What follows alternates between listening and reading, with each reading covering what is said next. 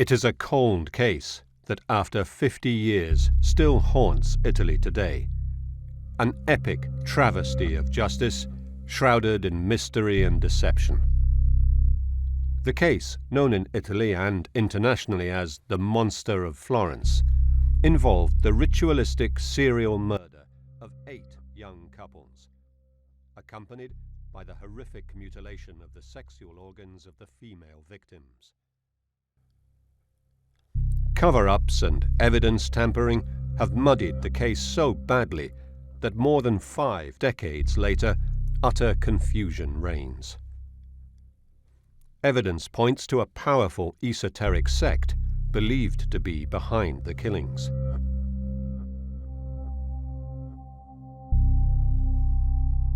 Magistrates, police officers, secret services, the Freemasonry, the highest circles of Florentine society, and 2 high-level magistrates participated or covered for the culprits. 3 major investigative leads have failed to close the case once and for all.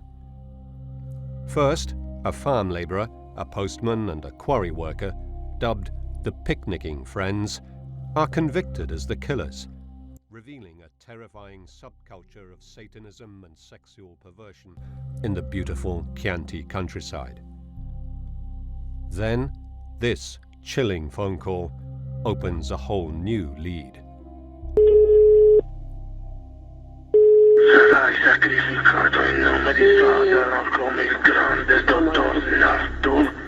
The threat refers to the mysterious death of Perugian gastroenterologist Francesco Narduchi, whose body was fished out of Lake Trasimeno exactly a month after the last of the official Monster of Florence murders. An autopsy, carried out 16 years later, reveals an astounding tale of murder, a body swap, and a cover-up that also involves Perugia's Freemasonry.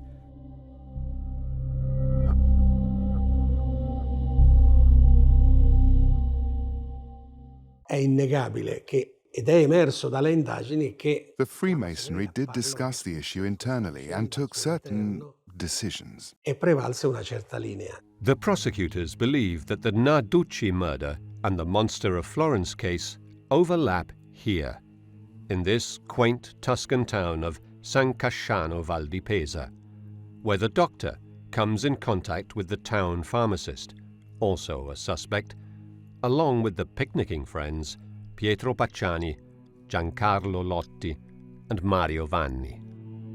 The Narduchi trail goes cold after judicial delays cause it to lapse under Italy's statute of limitations. The pharmacist of San Casciano is found not guilty on 14 counts of murder in a controversial fast-track trial. However, a third line of investigation takes shape when investigators turn their attention to a former French Foreign Legion paratrooper named Gianpiero Vigilanti, identified as a suspect right after the last murder, but ignored for more than 30 years. He has a history of violence, already convicted for murder, is a small arms collector who owns a gun like the one used in the monster killings, and is a friend of Pietro Pacciani's. Today, we can reveal documents that were found by investigators 35 years after they were drawn up by law enforcers. Kept hidden for decades, these documents are just the latest proof of the miscarriage of justice, purposeful pursuit of false leads, and cover-ups that have deprived dozens of families of the justice they deserve.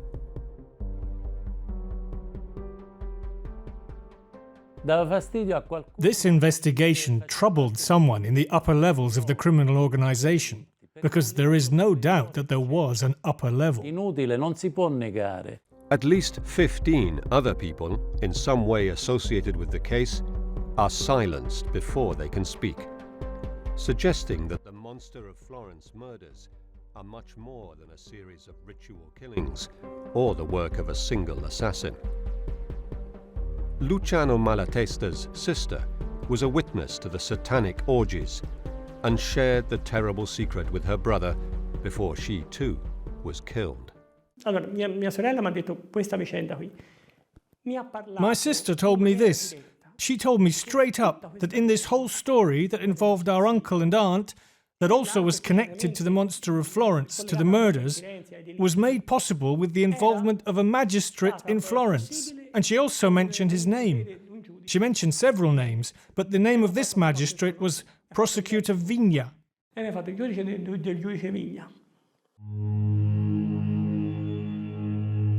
For 40 years, the instigators of these horrific crimes and their friends in high places have been protected by a code of guilty silence.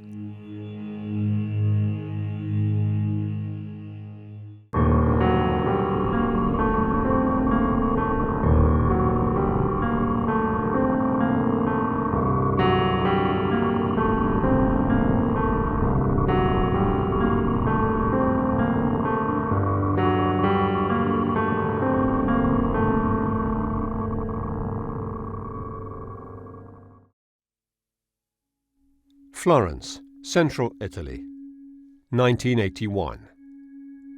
Young couples still find moments of intimacy on the back seat of their cars in the shady and cool hills around the city. But for some of these couples, the country roads and paths will become a place of terror and death in the hands of a band of hired assassins. But the network of clients that commissioned and paid for the murders and protected the material killers has been kept secret. Today, for the first time, photographs and documents never seen before shed new light on the shocking truth. Michele Giuttari is a decorated cop who fought the mafia in the most dangerous, dark corners of southern Italy. From 1995 onwards, he heads the Florence Criminal Investigation Squad and studies the massive documentation gathered in the case files over the years. Ho dovuto subire anche delle minacce, anche gravi di morte, degli attentati. I received serious death threats. Not least, one morning I found that all 4 tires of my private car had been slashed. Una mattina l'ho ritrovata con le 4 gomme tagliate. Minacce di morte che I received death threats that I have to say I had not received even in previous years when I had investigated and distinguished myself personally as a witness in trials against 'Ndrangheta and Cosa Nostra, the Sicilian mafia. nella lotta all''Ndrangheta e nella lotta a Cosa Nostra, alla mafia siciliana. I asked myself, who did my investigation of possible masterminds threaten? Possibili mandanti.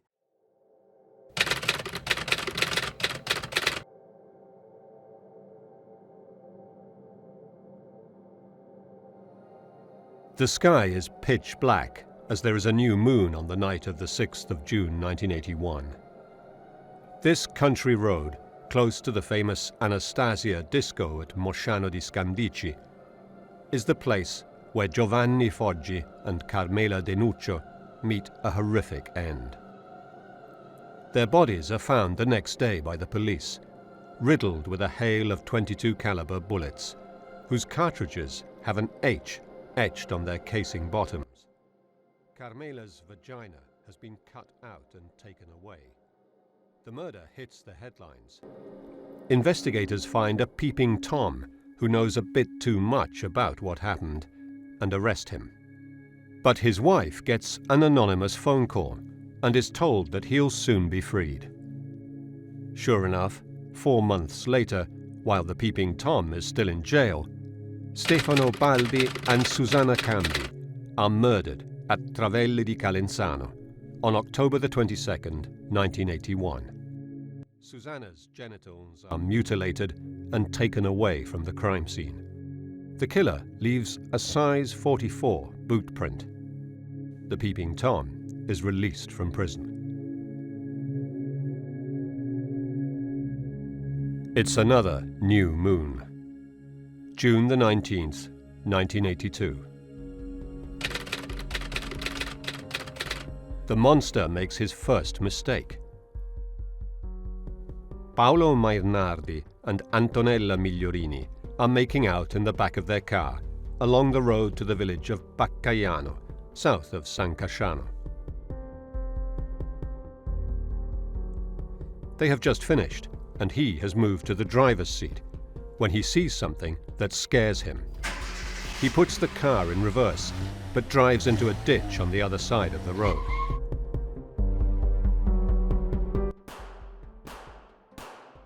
The killer shoots out his headlights, then murders Paolo and Antonella.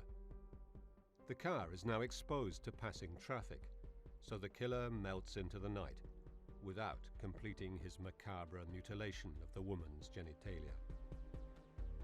The murder of Paolo Mainardi and Antonella Migliorini is the third Monster of Florence murder. Someone working on the case remembers a similar killing going back 8 years in 1974. It took place here, in the Mugello Hills northeast of Florence, between Borgo San Lorenzo and Vicchio. The couple are killed in his Fiat 127. He is shot with 5 .22 caliber bullets, and she is finished off, stabbed with a screwdriver and ice pick. Her sexual organs are not cut out, but a vine branch is inserted into her vagina. Her lower abdomen and left breast are stabbed no less than 90 times. A local farmer finds the bodies. Investigators think there may have been more than one attacker.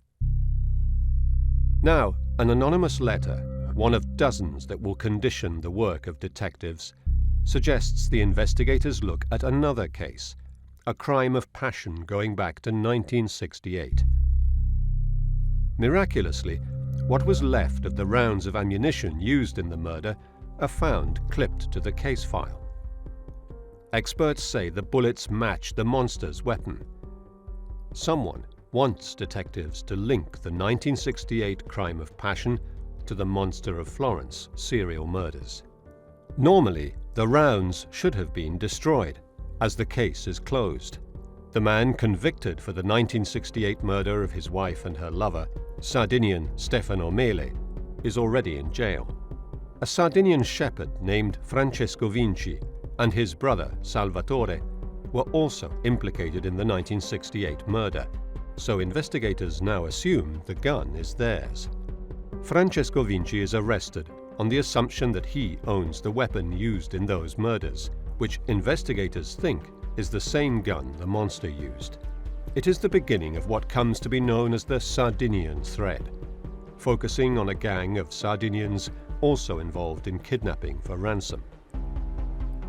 However, Francesco Vinci will soon be released, as the monster strikes again on the 9th of September 1983, while Vinci is sitting in jail.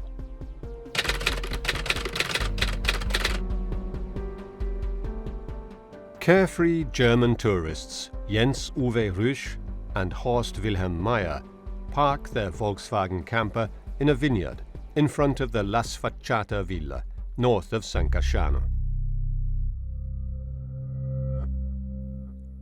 Their bodies are found the following evening by a fellow German, Rolf Reinecker, who had told them the night before not to park their van there near the villa, infamous for its wild parties.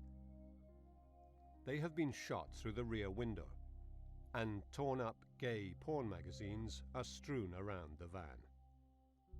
Investigators think that the killer might have confused them for a man and woman.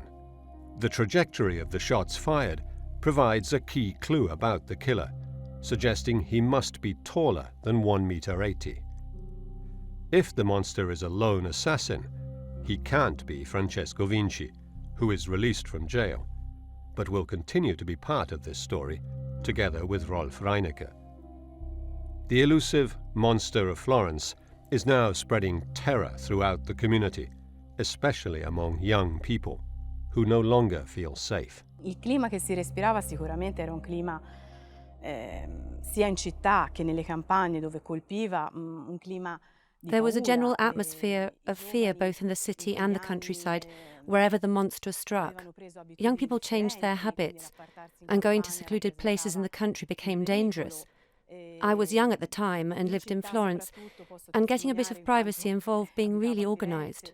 People's lives changed because there was a general sense of danger. E quindi il modo di vivere era cambiato proprio perché si percepiva un pericolo generale. It's the 29th of July, 1984. Claudio Stefanacci and Pia Rontini are massacred in this clearing near Vicchio in the Mugello Hills. They are shot with the usual .22 caliber rounds, but she manages to get away. She runs a few meters before being shot again and then mutilated. Her left breast is sliced off along with her vagina and taken away. A new clue comes to light.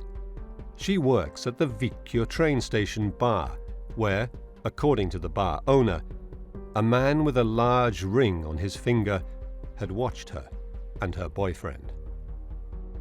The last murder opens a painful and complex chapter in the Monster of Florence case.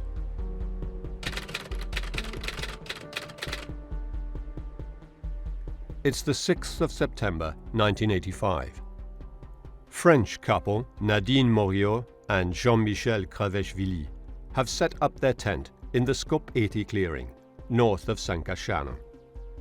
They arrived in Italy on the 4th, and on the 6th are seen at the local country fair at Cerbaia, near to San Casciano.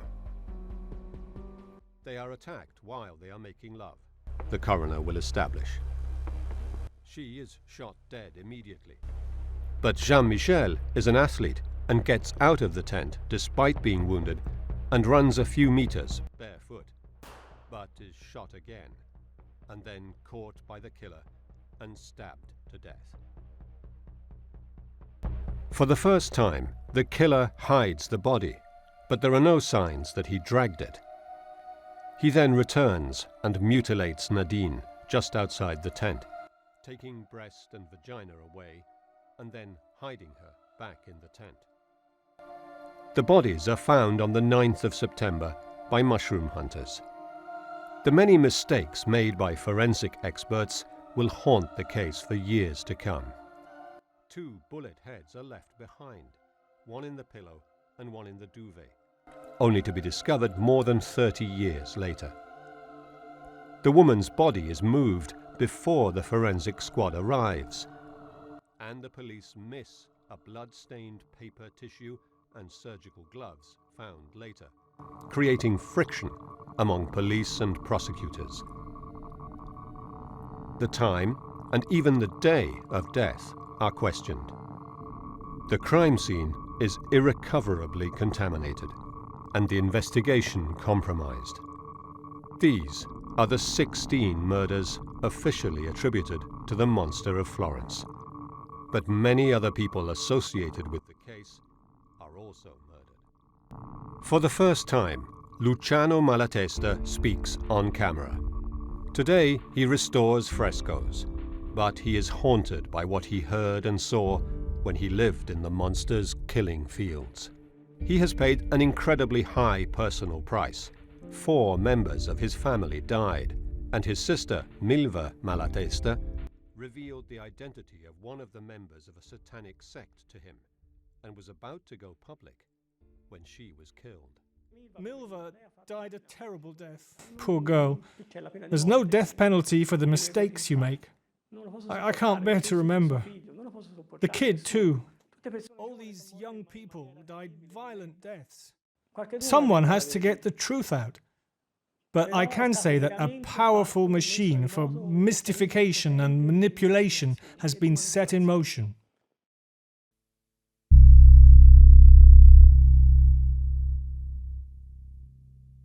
In the days following the discovery of the bodies of Nadine and Jean-Michel, the monster begins to goad the police.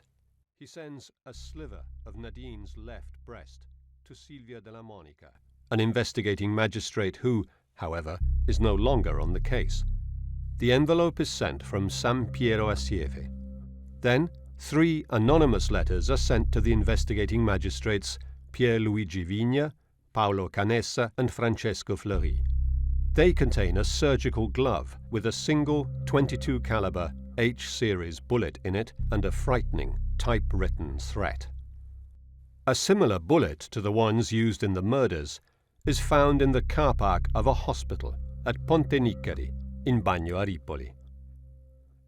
Then, the murders suddenly stop, although the investigation continues. The Carabinieri military police, meanwhile, gather thousands of pages of information and create a list of 250 suspects. 2 of these have their homes searched within a week of the last murder at the Scopeti clearing in 1985. Standing at number 31 on the list is Pietro Pacciani, native of Vicchio, but resident in Mercatale. He is violent, a sex maniac, and later will be jailed for repeatedly raping his daughters. Gli omicidi del mostro hanno delle differenze clamorose. The monster murders are very different from anything Pacciani might have done. Se noi andiamo ad analizzare come il mostro If we analyze how the monster treated the victims, we see that he was completely detached. There was neither mental nor physical contact with them. Cioè non c'era un'attività né mentale né fisica a livello sessuale nei confronti delle vittime. Pacciani invece era... Pacciani was called Vampa or Flashface because he would get all red. He was a sex maniac.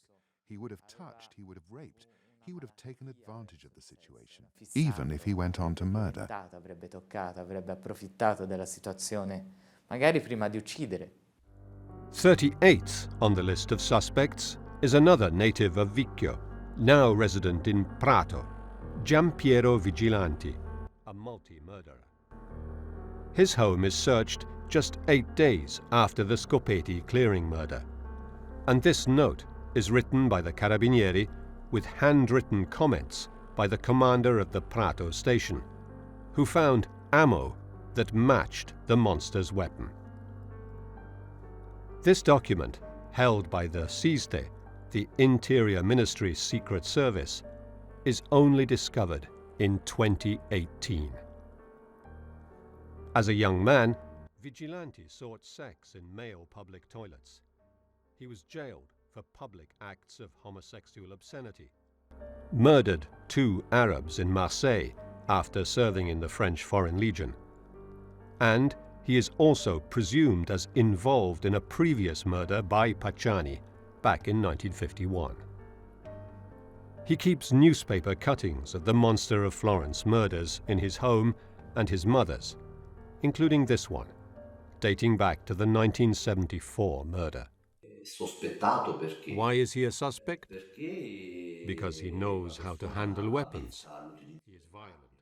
He spent many years in the French Foreign Legion, but above all, he is born and raised in Vicchio.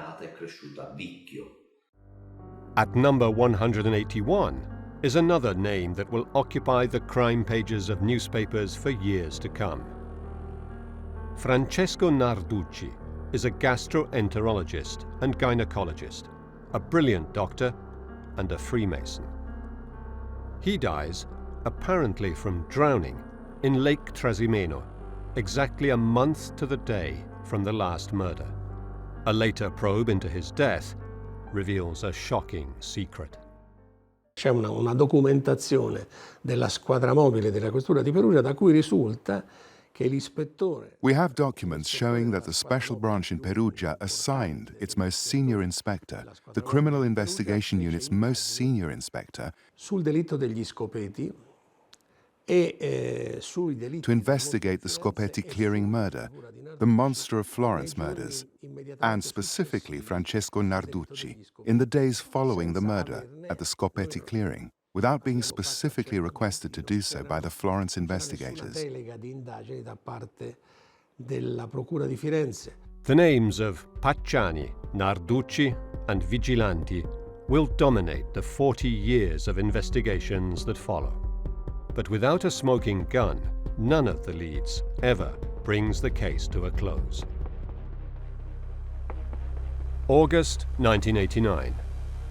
The investigators received the results of an FBI analysis of forensic evidence sent to them by the Italian Interior Ministry, who had requested the Americans' help. The FBI uses the most sophisticated technologies to study serial murders, adopting computer analysis to find common threads between murder cases and to better understand the minds, motives, and methods of killers. They say that the Monster of Florence is an Italian male, likely native to the area as he is comfortable on and around the crime scenes, and acts alone. He may have military experience, shows signs of sadism, and hates women. He suffers from sexual dysfunction and never rapes the woman.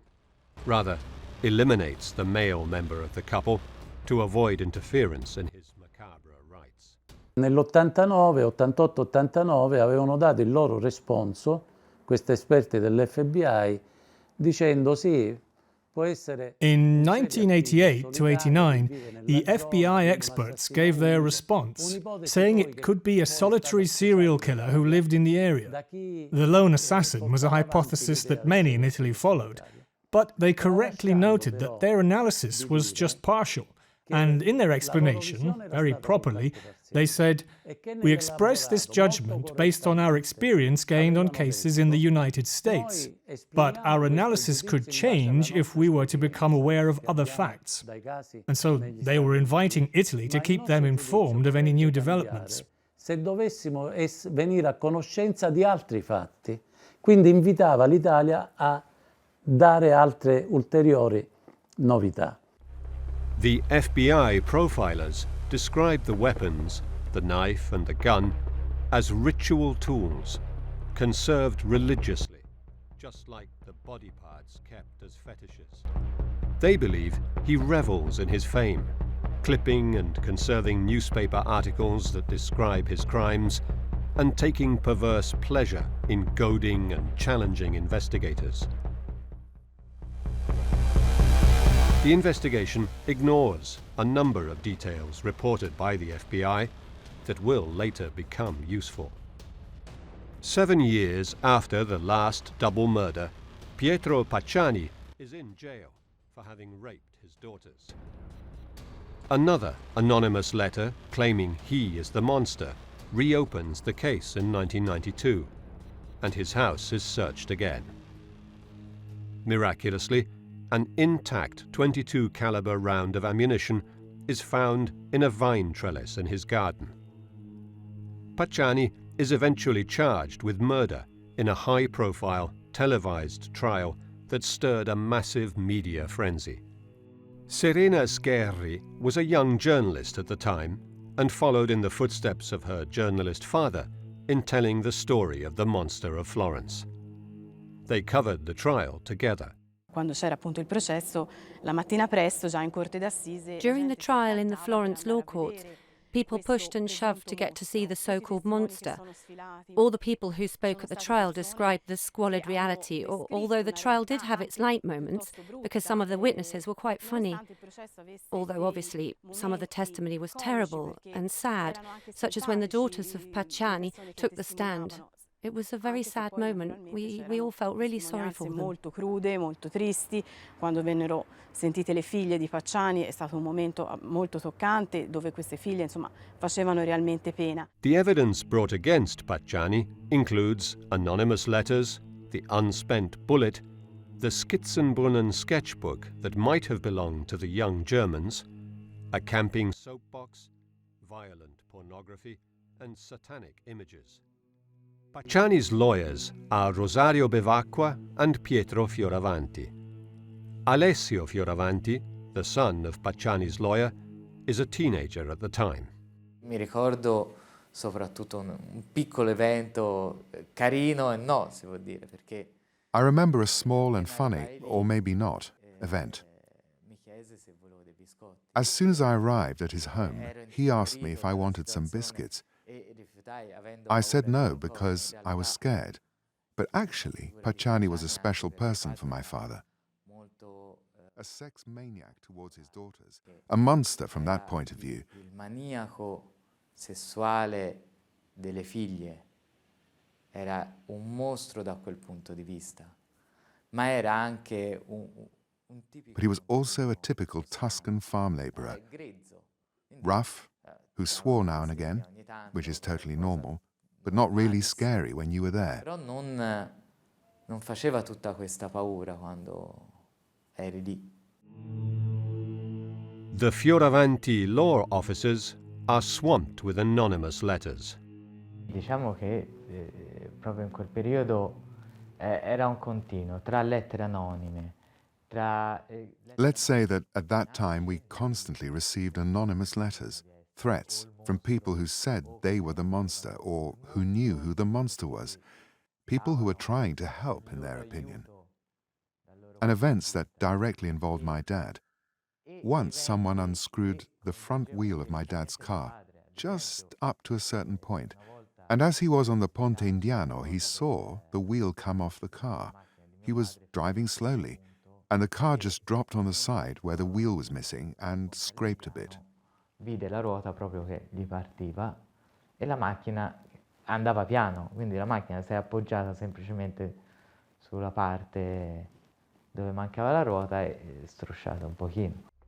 Among the witnesses are Pacciani's wife and daughters, who describe him as violent and cruel, while another witness confirms that he saw Pacciani with another man in Pacciani's car on the night of the murder, the 8th of September 1985, close to the crime scene. He is the perfect lone killer.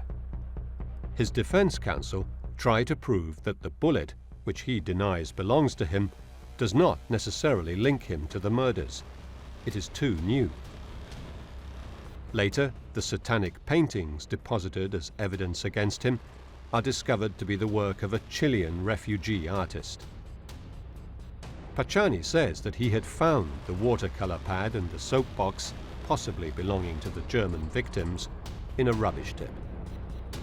He claims he is innocent and being framed, a scapegoat.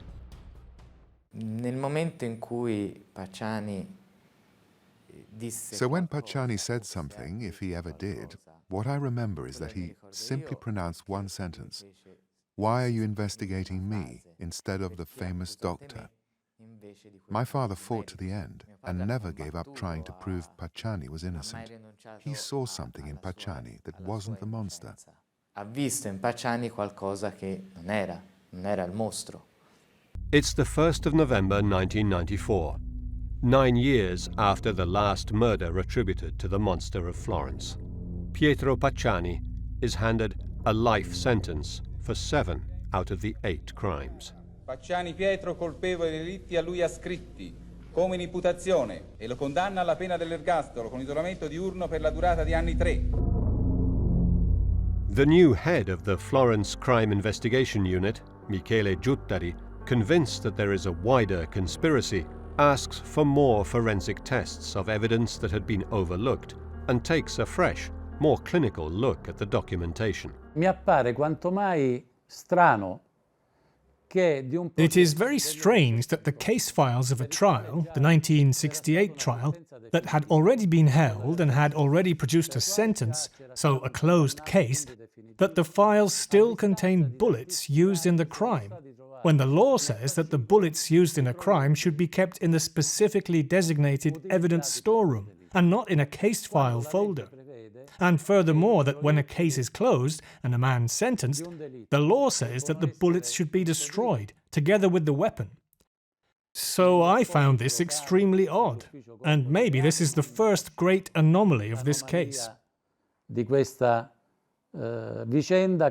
The original ballistics report from 1968 describes a swelling at the base of the cartridge shells and the almost total absence of the extractor marks, 2 signs of an old and worn-out percussion chamber. The bullets clipped to the case file did not show either of these signs of wear and tear, but that goes overlooked in later reports. In all these cartridges found at crime scenes, as well as in the case file, extractor marks are clearly visible, and no swelling at the base of the cartridges is mentioned. Either the false cartridges found in the folder were planted evidence, Michele Giuttari thinks, or there may be two weapons. According to Giuttari, there is no certainty that the rounds were fired by the same weapon, nor that they came from the same pack. La serie H non era una The serie H series wasn't a brand that belonged to a unique batch of ammo. caratterizzava una ben determinata partita di proiettile. At that time, all 22 rounds had an H etched on the base of the cartridge in honor of Henry Winchester. Sigla H, in onore a Henry Winchester. Come pure It was also said later that the rounds all came from the same pack. corrispondente al vero, che facevano parte tutte dello stesso pacco di 50 cartucce. Another piece of false information, because some of the bullets were copper-sheathed and some were pure E lead. in parte cromati, che non si possono trovare nella stessa scatola.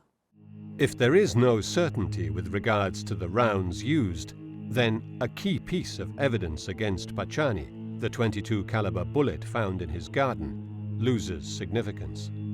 Michele Giuttari thinks that he had accomplices. He follows the money, which the farm laborer from Mercatale had too much of. Lui in quegli anni aveva acquistato in contanti 2 case.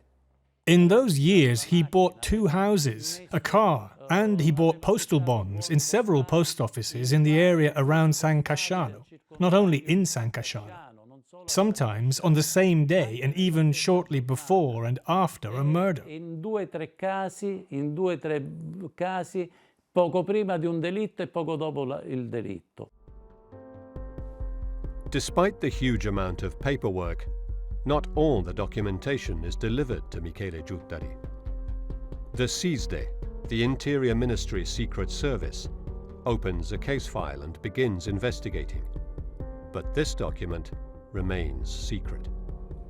This report is dated November 1985 and lists all the crimes and the resulting criminal record of Giampiero Vigilanti. Michele Giuttari knows nothing about this note, one of hundreds like it, and continues to search for Pacciani's accomplices.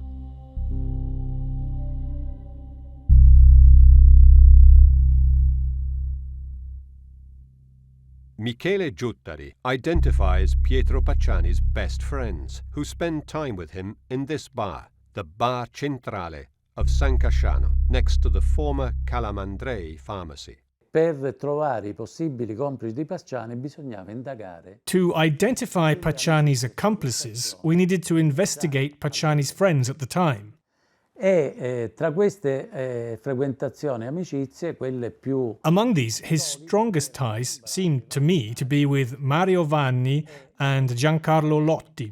Io chiesi l'autorizzazione a porre sotto controllo... I asked for authorization to tap the phones of Mario Vanni and of the bar of San Casciano, where Giancarlo Lotti spent his time, because the place where he lived, which was a sort of hostel managed by a priest, had no phone. Una specie di casa famiglia gestita da un prete, non c'era telefono. Pacciani, Vanni and Lotti all go to the San Casciano bar. They visit prostitutes together. They are peeping toms together. Luciano Malatesta, as a young child, knew these men for what they were, beasts. Vanni was the postman. Vanni had sexual relations with my mother many times. I was a witness to it. I said so in the Pacciani trial. I was 5 or 6 years old. I saw it all. She had sex with Pacciani too. She said so herself. Pacciani was famous for being violent. He beat my dad, together with my uncle, Antonio, who played an active part in this whole business, and had a role in the death of my father. My uncle held my dad, and Pacciani beat him and said to him, "As soon as I find you alone, I'll kill you," he said.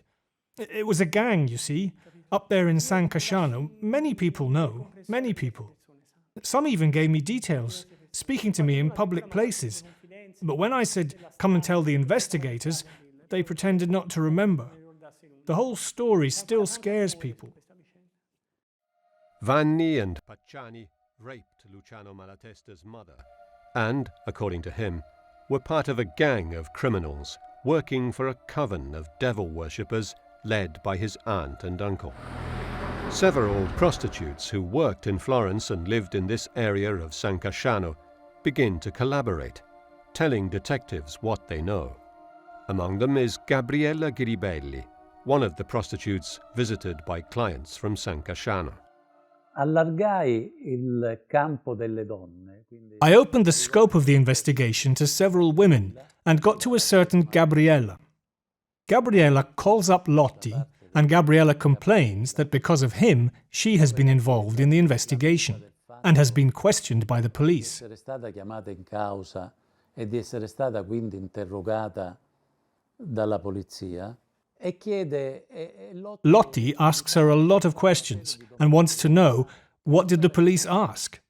He wants to know what she said, and she says that you were there because you told me you stopped to relieve yourself.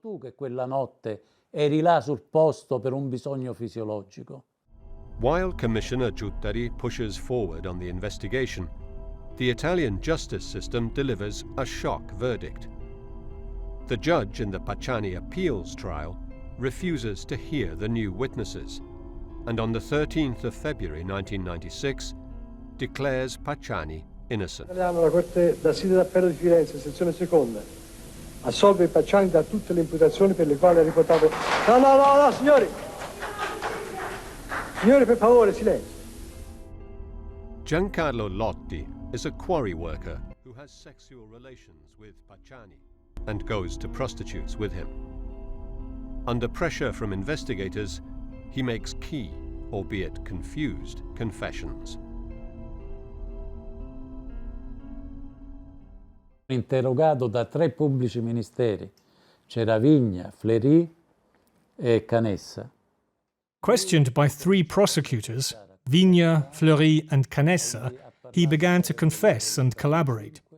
He spoke of the 1982 murder and then of the 1984 murder in Vicchio, stating that he was the one who identified the couple to Vanni.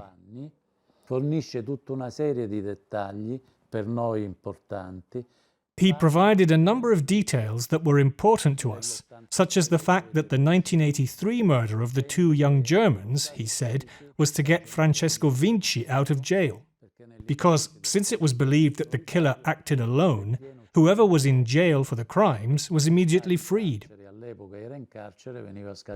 Giancarlo Lotti confesses to killing the 2 Germans himself, blackmailed by Pacciani because he's had sex with him. Lotti, however, makes many mistakes that lead to criticism of the investigation. Francesco Cappelletti is co-author of a book on the Scopetti clearing murder. The prosecutor asks him, where were the 2 German men? In the back of the van?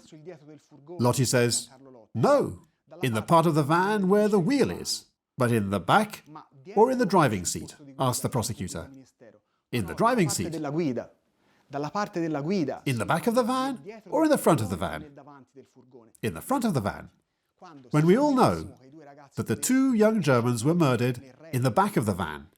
It's an important detail, significant for someone who took part in a murder.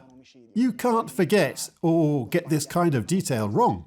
However, Lotti provides other unknown details, such as how they washed the knife in the Sieve River after the 1984 murder. His description of the last murder does, however, contain contradictions. Lotti confesses that he was the lookout on the 8th of September, the controversial date of the murder established by the investigators, while Mario Vanni cut into the tent and Pietro Pacciani shot through the front of the tent. I ask myself, why does this person tell such lies?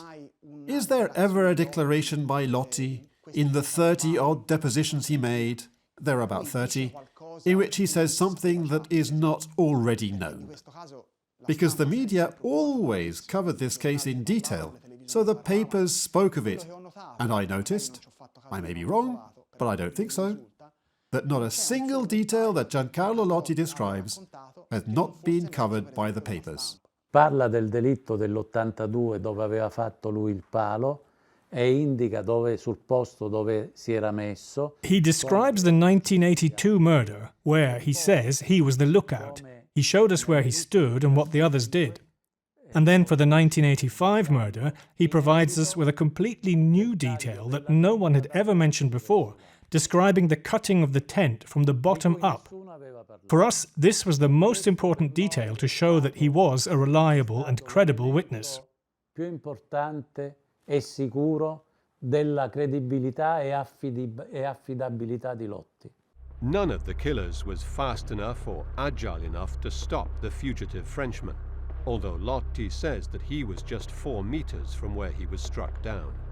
The investigators think there may have been a 4th man, the famous doctor, more athletic than the others, the one for whom the killers left the fetishes on the side of the road, the famous doctor that many witnesses speak about, including Pacciani, who said in his first trial, "Why don't you investigate the famous doctor?" Ci sono state altre persone che hanno parlato di questo dottore che aveva avuto rapporti con l'ambiente di San. There are many people who mention this doctor who was seen round San Casciano. Some of these people identify the doctor as Francesco Narduchi. Michele Giuttari listens to Giancarlo Lotti and the telephone intercepts for hours and hours. And Lotti's story is confirmed by other witnesses. The picture that emerges from all the testimony is an entirely new scenario of satanic rites and orgies that take place in the villas surrounding San Casciano, such as La Sfacciata, or the decrepit farmhouse belonging to a new protagonist of this story, Salvatore Indovino, known as the Sorcerer of San Casciano. Now the investigators can connect the black masses to the murders and believe the fetishes were used for magic rites. In 1981, the young Luciano Malatesta comes to live in the house next door to the crumbling farmhouse where Salvatore Indovino lives with his companion Filippa Nicoletti. He finds out what goes on inside the house from his sister, Milva Malatesta, who becomes a member of the coven with her husband, Vincenzo Limongi. Io dell'Indovino ho avuto un timore sempre. I was scared of Indovino from the outset. He gave you a feeling of fear. He was scary. I knew he had been in jail, 5 years in jail. That's what Milva's first husband, Vincenzo Limongi, told me. He'd been in jail too and made friends with Indovino. He wore dark glasses and looked like a violent character. His house was a mess. And when you went there was a staircase, and on the right was the kitchen, and on the left a room that was closed, okay? It was all dirty, all messy, you see? Once, by mistake, I tried to go into the room on the left, and Filippa caught my hand and said, "You must never go in there." Questa qui è della stanza a sinistra e subito mi prese la Filippa. No, qua non ci deve andare, mi disse. According to Luciano Malatesta, the black masses were held elsewhere, places where his sister Milva met Florentine high society, powerful people who owned villas surrounding San Casciano, who were untouchable. She told him that among those present was the future anti-mafia commissioner, Pierluigi Vigna. Ma c'erano delle persone importanti di Firenze. There were important people of Florence there. Vigna, Calamandrei, my uncle and aunt. E delle persone importanti di Firenze. Dice che praticamente si mettevano un cappuccio nero. And they wore black hoods, passed a cup full of blood around and held orgies, had sex. She mentioned a schoolmate of mine from elementary school and said he took part in the rites. And I was shocked. How is that possible? I said. He's my age. At that time he was a child. Were there children too? Yes, there were children. Ma che c'erano anche bambini? E lei mi disse sì, c'erano anche dei bambini. The picture that emerges from the investigation is terrifying. A death squad that included not only Pacciani, Lotti and Vanni, but also possibly the Vinci brothers, worked together with prostitutes of the area for a network of rich Florentines who participated in sinister magic rites. Milva was not the only woman to identify prosecutor Vigna as a member of the sect. Several witnesses describe Luciano Malatesta's aunt as the priestess and Salvatore Indovino as the high priest, who also took care of the practicalities. Among the witnesses to the rites is prostitute Gabriella Ghiribelli, whose clients came from all social classes, from the labourers Pacciani, Lotti and Vanni, to well-to-do professionals of San Casciano in Florence. Just as Pacciani is about to be retried, based on confessions from his fellow picnicking friends, the story takes another disturbing twist.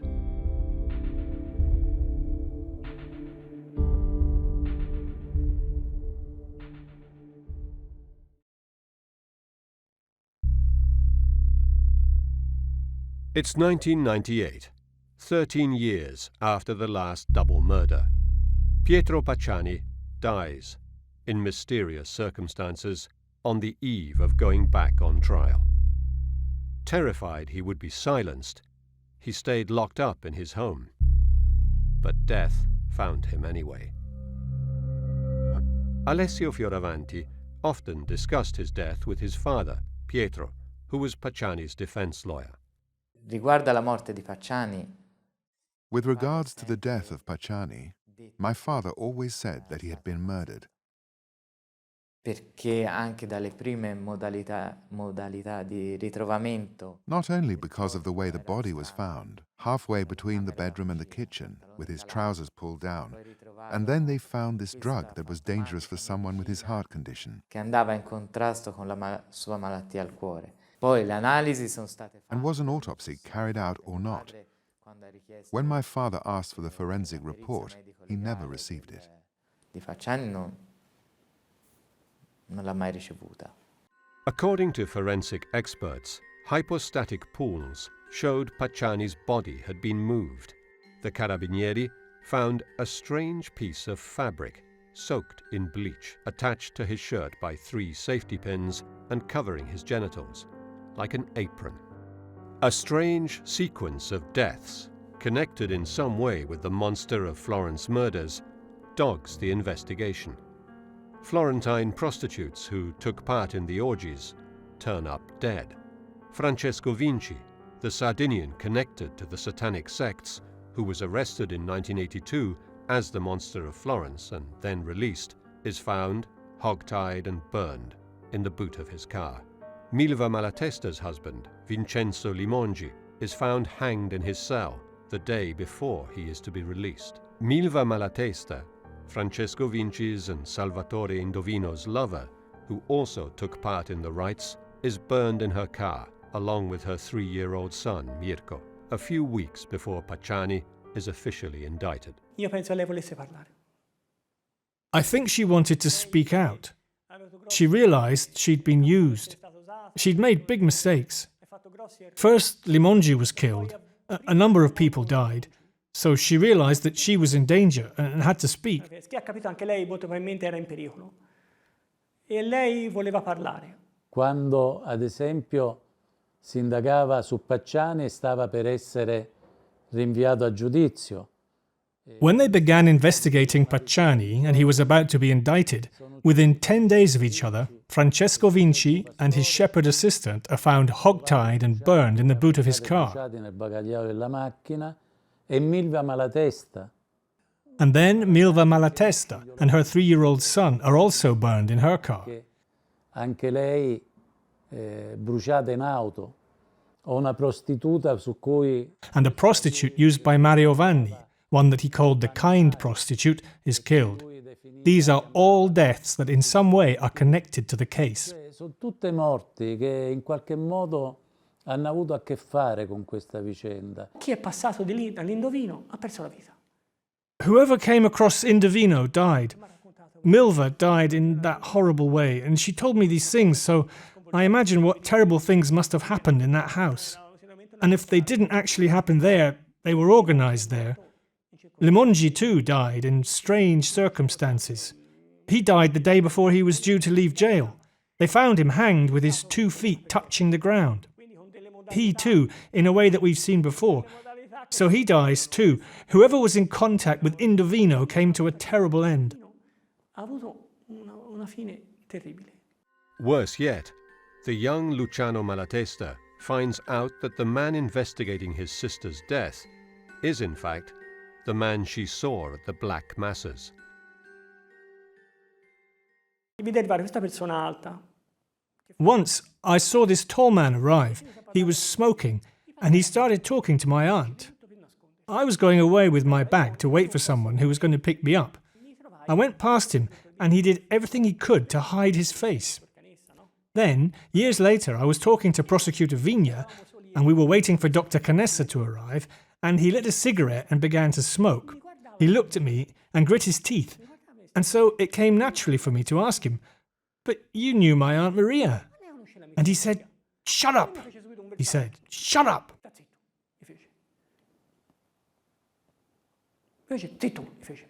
Many potential witnesses die, and Pietro Fioravanti makes a list of them.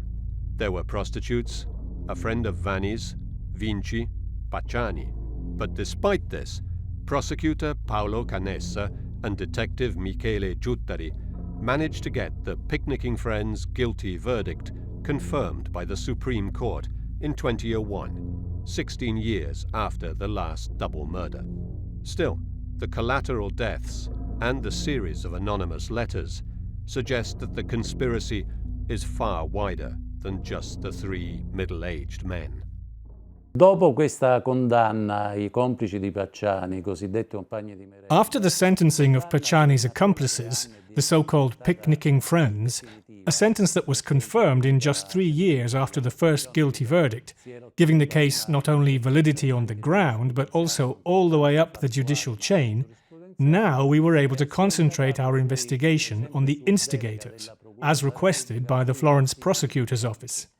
However, this phase was marked by the strangest events. Si sono verificati episodi quanto mai anomali. Now, Giuttari and Canessa can investigate the minds behind the murders, and the second phase of the Monster of Florence investigation begins. In 2001, this threatening phone call is recorded by a beautician from Foligno, near Perugia. Her son was the target of a Satanist sect operating in the area. Sarai sacrificato in nome di Satana come il grande dottor Narduchi. Sì. Come tutti gli amici di Pacciani, traditori di Satana. For the first time, Pacciani and Narduchi are mentioned in the same criminal scenario, the caller claiming both were murdered by a satanic sect. The death of the young doctor, Francesco Narducci, goes back to October 1985. Handsome, a member of Perugia's high society, and popular with his patients, Narducci dies in strange circumstances exactly a month after the last Monster of Florence murder. Francesco Narducci was already the subject of gossip in the 1980s, but the creepy call triggers a new investigation, which is handed to Perugia prosecutor Giuliano Mignini. The case will leave indelible marks on his professional and personal life. Queste telefonate fanno riferimento. These telephone calls refer to the Monster of Florence murders. This woman was insulted. We will have you end up like Pacciani. Then the name Pacciani, joined by the doctor in the lake Trasimeno, who is later called the great Dr. Narducci. These telephone calls were recorded by a beautician of Foligno, who recorded them on tapes. And since they refer to Narducci and the murder of this doctor, I opened a murder investigation.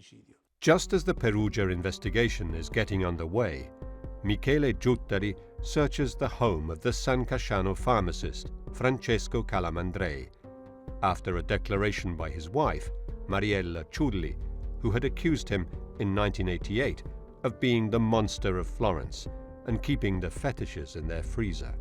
The police don't find the fetishes, but what they do find in the raid is disturbing all the same. Ma Francesco Calamandrei ci risultava in Francesco Calamandrei came out of the previous investigation of the Monster of Florence. Avevamo valutato, indagando sui possibili mandanti anche, We had hypothesized during our investigation into the instigators that the murders had some esoteric meaning that lay behind the removal of the intimate parts of the female victims. motivazione all'asportazione di queste parti intime delle vittime femminili.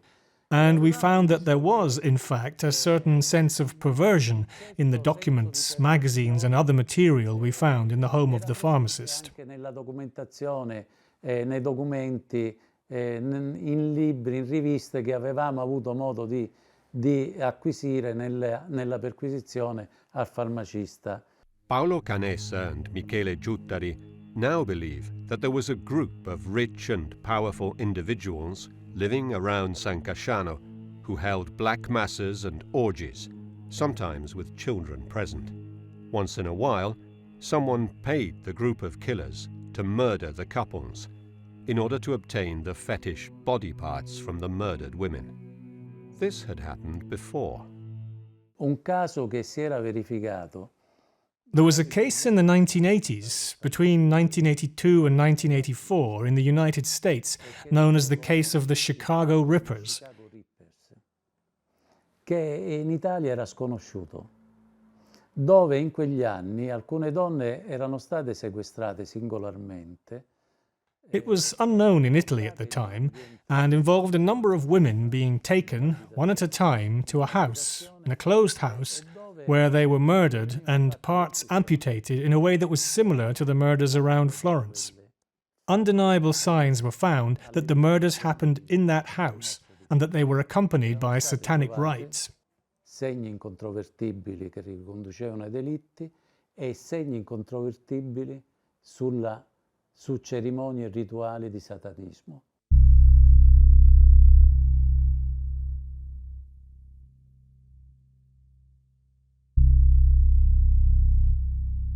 Lake Trasimeno, Umbria.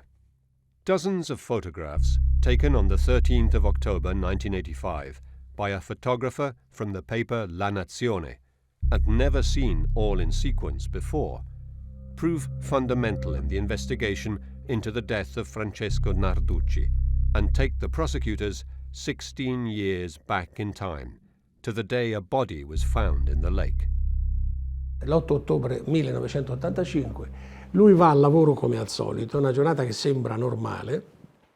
It is the 8th of October 1985. He goes to work as usual, and the day seems normal. But the doctor receives a telephone call and he goes down to Lake Trasimeno, where his family had a villa.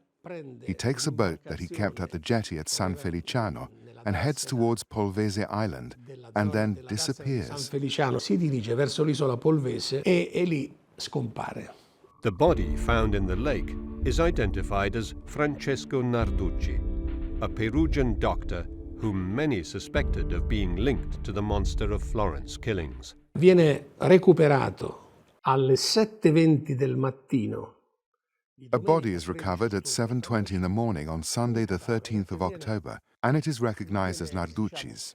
Riconosciuto, presentato e riconosciuto come quello del Narduchi. Questo cadavere viene portato This body is brought to the jetty at Sant'Arcangelo and partially undressed. It is not taken to the morgue. There is no autopsy, no examination.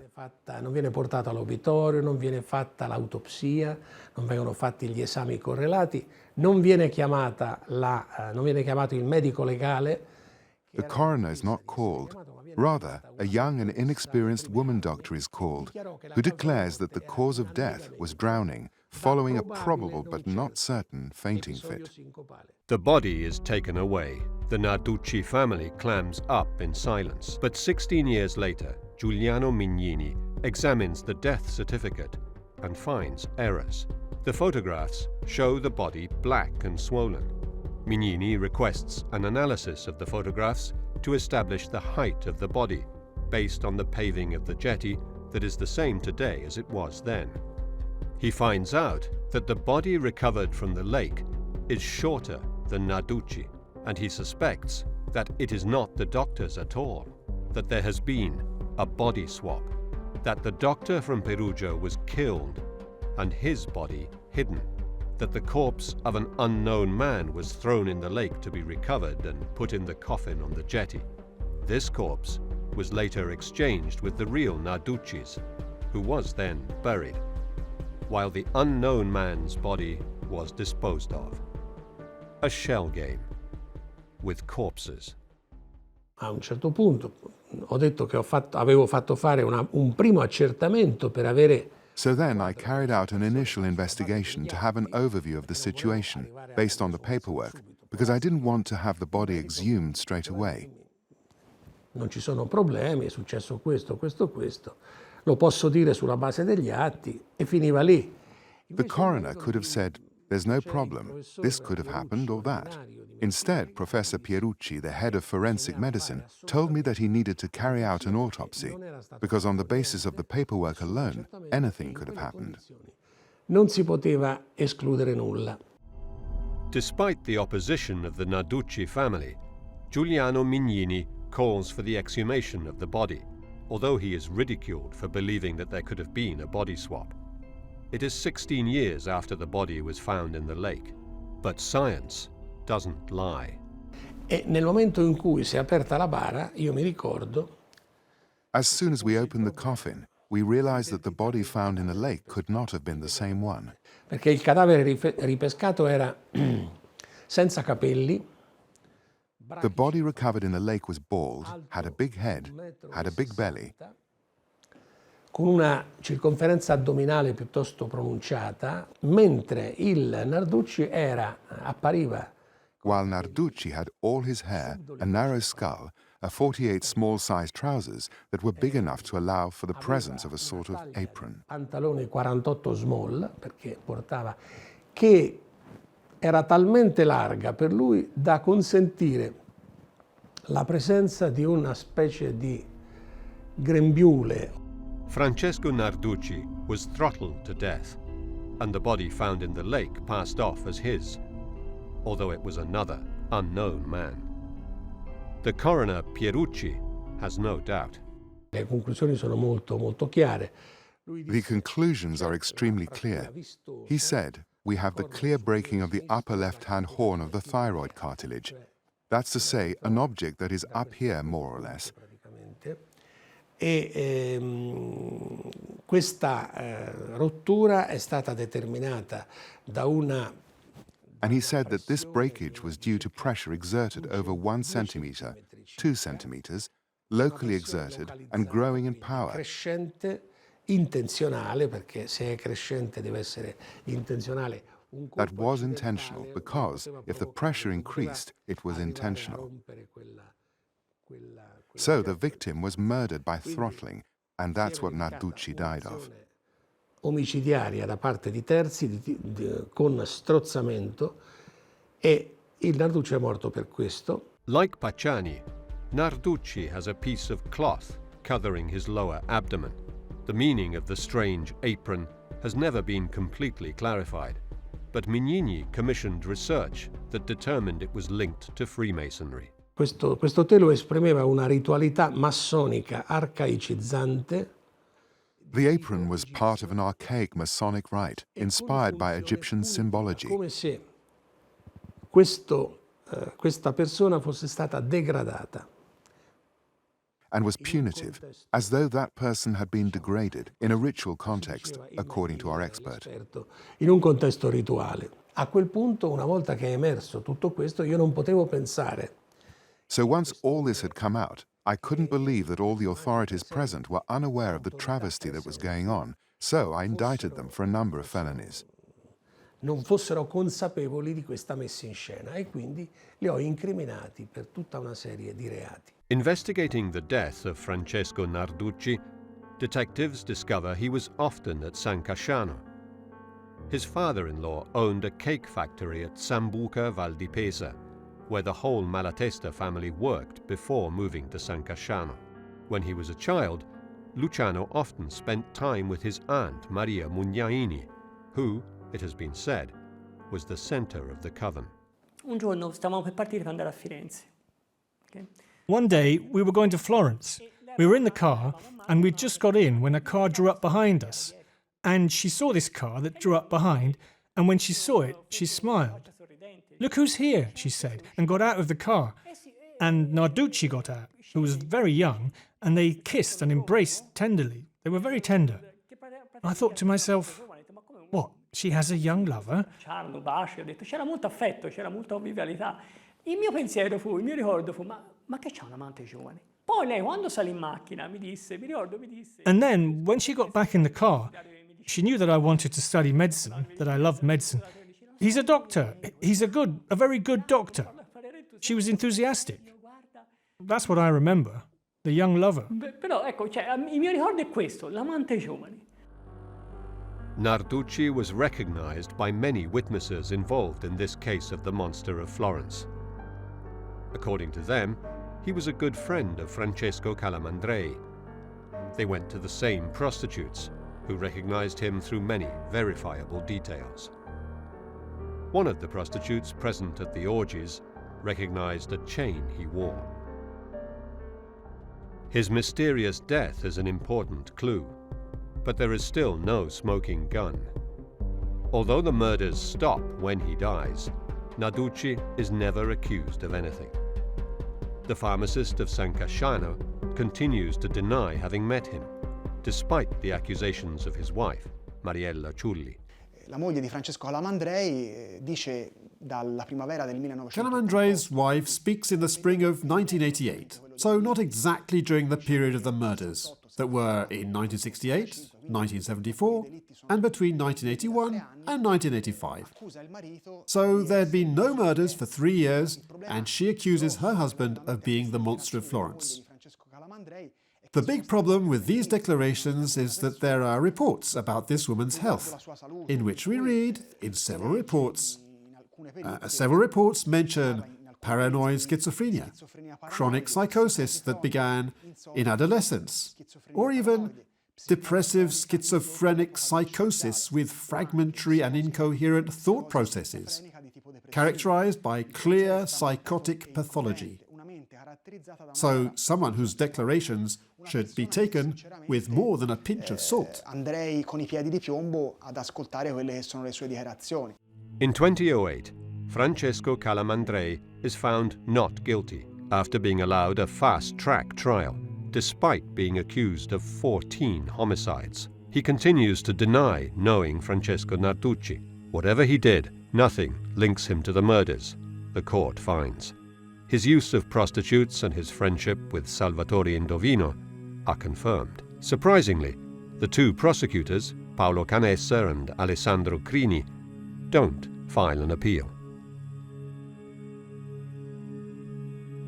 Giuliano Mignini continues to investigate the link between the death of Narduchi and the Freemasons, and the conspiracy seems to reach the highest levels, but it will never lead to a trial. È innegabile che, ed è emerso dalle indagini che... The investigations show, and it is undeniable, that the Freemasonry did discuss this case internally, and a certain line of action was decided on.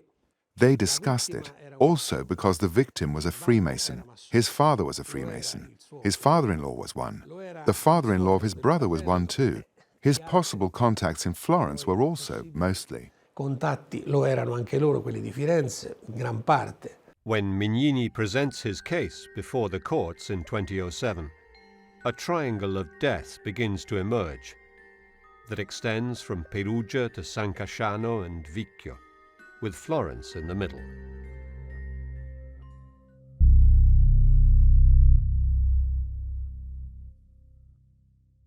The Narduchi case falls under Italy's statute of limitations after suspicious delays in the sentencing process. But the claim that Narduchi was indeed murdered and his body swapped with another is accepted.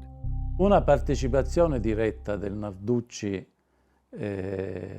ai fatti fiorentini.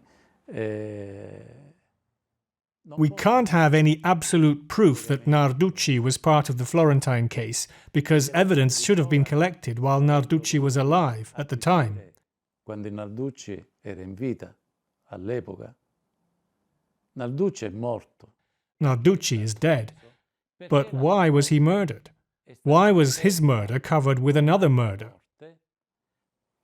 Ecco, su questo the only steps forward that we could take would be to discover who had any interest in falsifying his death. Che era possibile fare sarebbe stato quello di individuare chi ha voluto favorire questa falsità di morte. The case is now at a dead end. Again.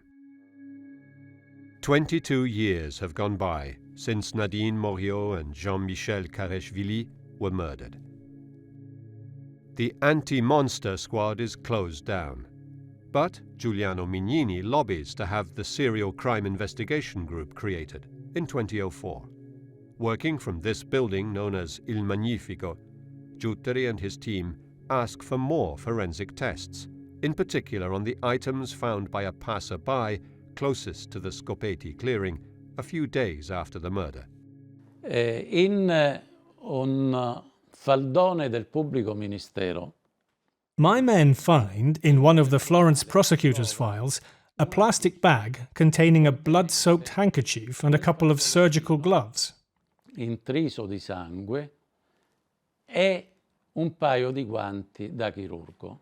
Scrivo tutto l'esito di questo rinvenimento e devo dire che questo mio atto I inform the authorities, and I have to say that this irritates the Florentine prosecutor, who doesn't appreciate my interest and says, "This has nothing to do with the case. It could be a false lead.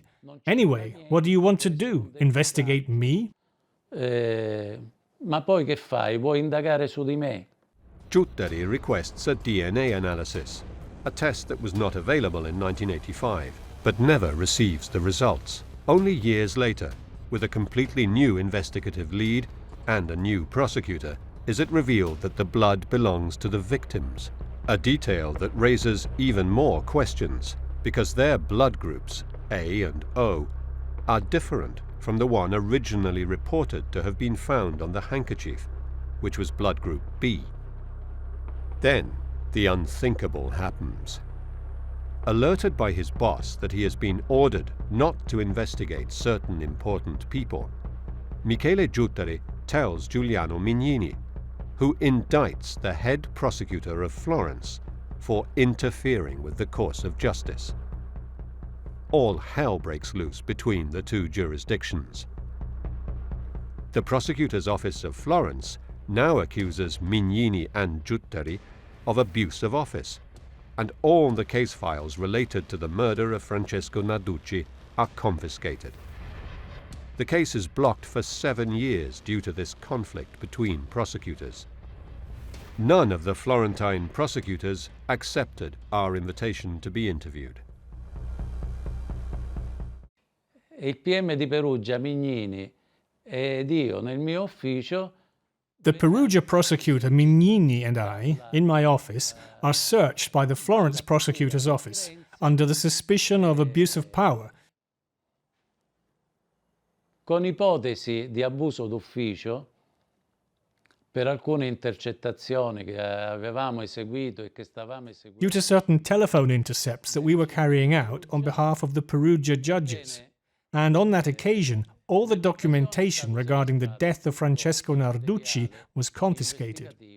Che riguardava la morte di Francesco Narduchi. Although the case files are returned after appeal to a higher level, the case is stopped in its tracks. Mignini, Giutteri and the Florence chief prosecutor are all found not guilty of misconduct 7 years later. It is the end of the Narduchi Calamandrei investigative lead, and the end of the search for the instigating masterminds behind the Monster of Florence murders. While the investigators are infighting, Mignini and Giutteri find out that someone else is interfering with the investigation, trying to reignite interest in the disproved Sardinian lead that was abandoned in 1989. Il primo più grande depistaggio, da quello che ho potuto capire. The first and biggest deviation of the investigation came, as I began to understand from reading the documents, when in 1982 the so-called Sardinian investigative thread originated, when it was believed that the bullets used in the 1968 murder were fired by the same gun as in the Florentine double murders. Una identità di proiettili dei duplici utilizzati nei duplici delitti fiorentini con quelli utilizzati nel delitto del 68. Mario Spezzi was a veteran Monster of Florence chronicler who worked as a journalist at La Nazione. Angered by the police search of the home of his friend Francesco Calamandrei, he sets out, with famous American crime writer Doug Preston, to prove that the son of one of the Sardinians investigated in the 1980s was in fact the monster. His devious plan to plant evidence to prove his theory is foiled, however, when his phone is tapped by the investigators, and he is arrested and accused of interfering with the course of justice and defamation. Preston leaves the country in a hurry. La pista sarda è una strada che The Sardinian lead is an investigative thread that died out for everyone, but not for Mario Spezzi. Mario Spezzi wrote and was accused and condemned for interfering with the course of justice because either he was convinced of his theory or he was involved. The leads all dry up. Michele Giuttari, forced into resigning, writes a last report on the G-Day's investigations. Rimane un cold case italiano. Questo, diciamo, personalmente mi ha sempre affascinato e mi ha spinto anche a me. It remains an Italian cold case. This has always fascinated me personally and led me to continue the work that my dad did, because I'm curious about this unsolved case that still generates great interest in the Italian public. It's no surprise that there are blogs, Facebook pages and research groups on the case. People like to know the truth. Le persone amano sapere la verità. In 2015, prosecutor Paolo Canessa opens the case again, this time based on new clues that cast suspicion on Giampiero Vigilanti, who has just reported the theft of his weapons and the ring of the French Foreign Legion paratroopers, two potentially important pieces of evidence.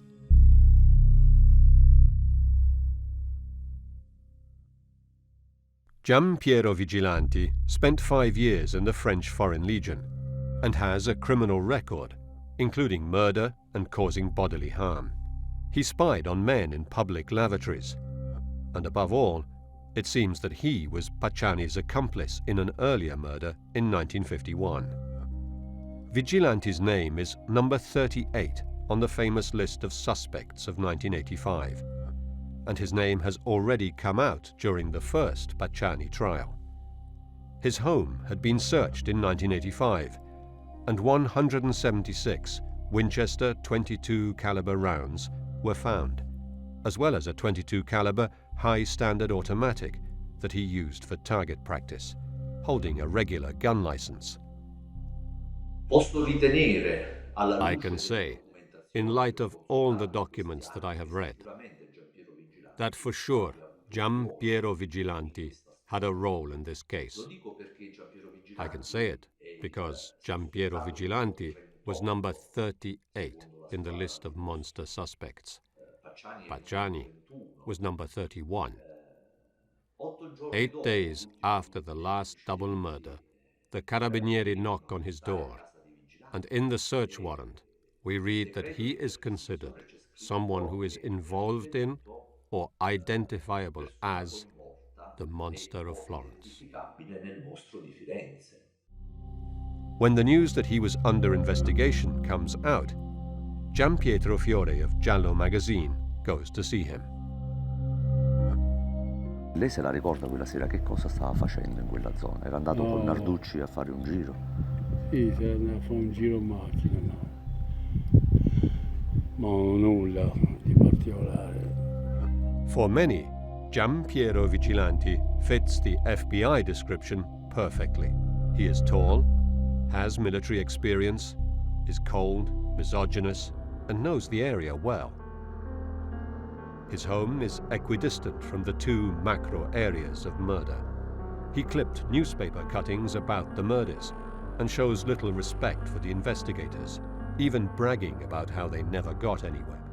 A me non mi hanno mai fermato neanche un quarto d'ora. Sì, ma dico nella peggiore delle ipotesi che in carcere... Non mi fa più nulla, no. Non può andare, voglio dire. L'ha detto il giudice anche. Cosa? Canessa. Non ha risolto nulla anche lui. Ogni tanto chiama, saluta. E venivano a prendermi, lui mi telefonava il giorno prima se io potevo andare giù. E io andavo la mattina all'8, venivano a prendermi e mi riportavano la sera verso le 5. Despite all these clues, he also had a car that was similar to one seen close to the crime scene of October 1981, the ammunition boxes and the gun collection, and his criminal record for murder. Gian Piero Vigilanti is not officially investigated until 2017. In 2019, after the new prosecutor, the same prosecutor who confiscated Giuttari and Mignini's documents in 2007, called for the shelving of the investigation, this photograph was leaked. It is a print in the mud of a size 44 boot, with a tread similar to the one on French army boots. The document, dating back to 1985 and found only in 2018 in the Secret Service files, is also revealed. When Vigilanti's home is searched, he has a newspaper cutting of the 1974 murder, and then cuttings of all the others. This alone allows us to think that Vigilanti had a specific interest in the case. Maybe he is a great fan of crime stories and a fan of serial killers, but in 1974, he couldn't possibly know that the murders would have led to so much bloodletting. In 2018, there is an incredible discovery that further highlights the ineptitude of the investigators. 2 bullet heads fired by the monster are discovered in the pillow and the sleeping bag of the French couple, 34 years later, during a review of evidence requested by a new lawyer representing the victims' families. They are subjected to DNA testing, but nothing is found. The letters sent to the investigators in 1985 are also tested for DNA, and a trace belonging to an unknown male with an A rhesus-positive blood group is found. The blood-soaked tissue and surgical gloves are tested, and the DNA of the victims emerges. But they are blood groups A and O, but there is no longer any reference to the blood group B that was found in the first tests in 1985. If the first test was not wrong, there must be a third DNA trace. But there is more. Experts determined that the main piece of evidence against Pietro Pacciani, the unspent round found in his garden, was a planted fake. The scratches on the cartridge were fabricated artificially, and the bullet never went near a percussion chamber. Who wanted Pacciani framed as a lone killer? Certainly, there must be a mole in the justice system. It is an unending mess, and new names keep popping up.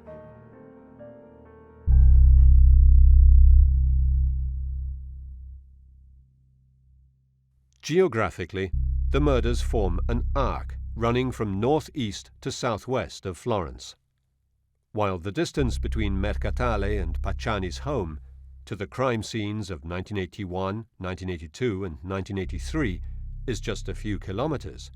The first and the penultimate murders took place 60 kilometers away to the north, but close to the home of Vigilanti's mother. The 2 kill zones were equidistant from Vigilanti's home in Prato.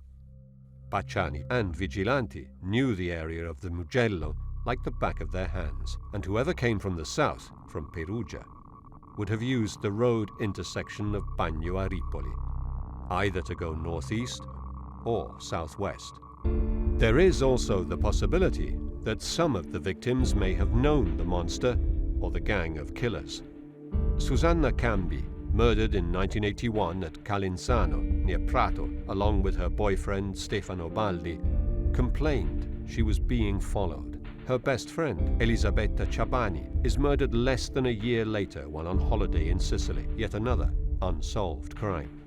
Stefania Pettini, murdered in 1974 with her boyfriend Pasquale Gentilcore, lived near the Vicchio train station, and Vigilanti's mother.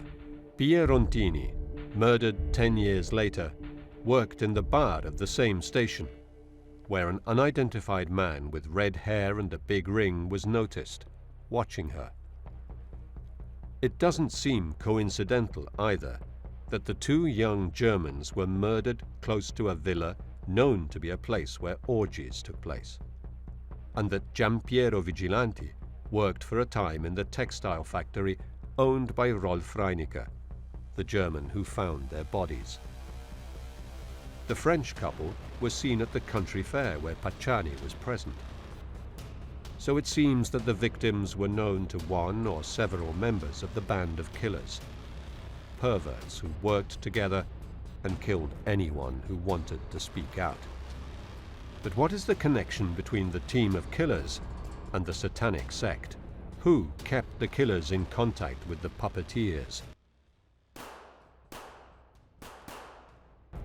And which members of Florentine high society knew and covered for them? Many witnesses are dead, and frontline investigators retired. What is revealed at the end of the day is that the Florentine judiciary is compromised by hidden conflicts of interest and incapable of getting to the bottom of the case.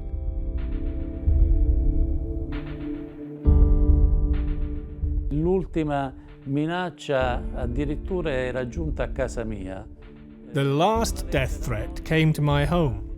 An anonymous letter written on a computer containing a single line in capital letters. Every day that goes by, I get closer to you. E quindi è qualcosa che magari un investigatore, un poliziotto. This is something that an investigator who sent to jail the heads of Cosa Nostra, dangerous members of the 'Ndrangheta condemned for kidnapping people, would expect from them. Sarebbe aspettato da loro.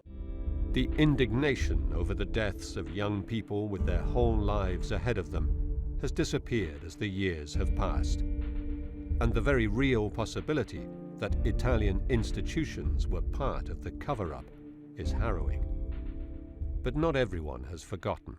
It was a great evil, absolute evil, total cruelty. Ignore good people, kill them cruelly, get away with it, laugh about it. I said to myself, faced with all this pain, what do you want to do? In front of all this evil, how can you react? Not with anger. Someone has to tell the truth. React with good. You can't react with more evil. You have to react with good.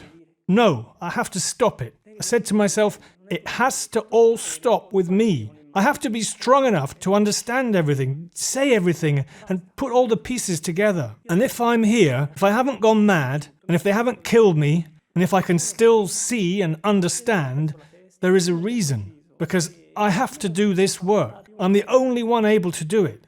And I have to do it. I have to give everyone a voice. Do you see? Otherwise, it will remain unpunished. Because there will be no judicial end to it, I'm certain of that.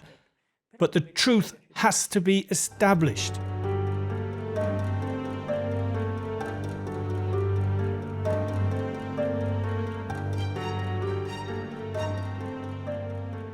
The city of Florence seemingly cannot face the ghosts of its past with a clean conscience.